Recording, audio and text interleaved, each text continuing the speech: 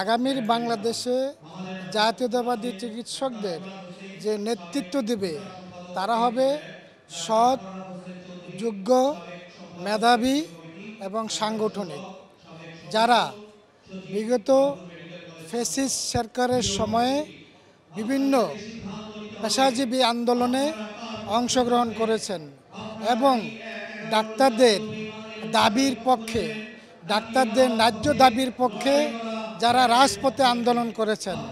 আমাদের চিকিৎসক সমাজ আগামীতে এইসব নেতৃত্বই আশা করে।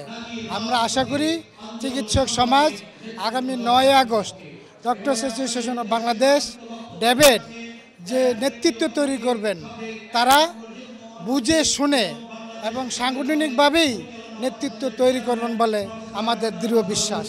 বিএনপির ভারপ্রাপ্ত চেয়ারম্যান জনাব তারেক রহমানের প্রত্যক্ষ তত্ত্বাবধানে এবং পরামর্শে 2019 সালে প্রথম পেশাজীবীদের মধ্যে ডক্টর অ্যাসোসিয়েশন বাংলাদেশ ড্যাবেরই নির্বাচনের মাধ্যমে প্রতিনিধি নির্বাচিত হয়েছিল। 2019 সালের পরে 2025 সালে পুনরায় ড্যাবের নির্বাচন অনুষ্ঠিত হতে যাচ্ছে। বিগত দিনে যারা জয়ী হয়েছিলেন প্রফেসর হারুন আল রশিদ এবং সালাম ভাই সহ ডক্টর জহিরুল ইসলাম শাকিল, ওনারা মহামারী, কোভিডে, বন্যায় এবং চিকিৎসকদের যৌক্তিক এবং নৈতিক যে বিষয়গুলো ছিল সেগুলো নিয়ে কাজ করেছেন। আমরা মনে করি তাদের মতো অভিজ্ঞ, দক্ষ এবং কর্মী বান্ধব, চিকিৎসক বান্ধব, জনবান্ধব নেতৃত্বই আবার নির্বাচিত হয়ে জয়ী হয়ে আসুক। আমরা চাই অত্যন্ত পেশাগত দক্ষতা, অভিজ্ঞতা এবং জনগণের পাশে থাকা এবং আমাদের চিকিৎসকদের সুবিধা অসুবিধায়, চিকিৎসকদের সমস্যা নিরসনে যে নেতৃত্ব কাজ করবেন তাদেরকে আমরা নির্বাচনে বিজয়ী হতে দেখতে চাই।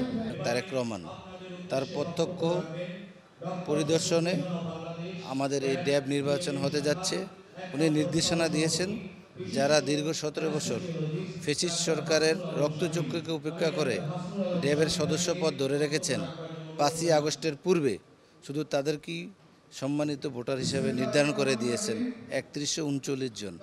সেই 3139 জনের সম্মানিত ভোটারদের প্রত্যক্ষ ভোটে আগামী 9 আগস্ট ড্যাবের নির্বাচন অনুষ্ঠিত হতে যাচ্ছে। আমরা যারা দীর্ঘদিন রক্তচক্ষুকে উপেক্ষা করে রাজপথে ছিল, আন্দোলনে ছিল, মিছিলে ছিল, সংগ্রামে ছিল এবং চিকিৎসকদের যে কোনো দুর্যোগে ছিল, তাদের পাশে ছিল। চিকিৎসকদের পাশাপাশি দেশের যে কোনো জনদুর্ভোগ, করোনা মহামারী, বন্যা, খরা, এই ধরনের দুর্ভোগে সবসময় চিকিৎসকদের চিকিৎসা বান্ধব হিসেবে কাজ করেছে। যারা দীর্ঘদিনের পরীক্ষিত, সততার বলে বলিয়ান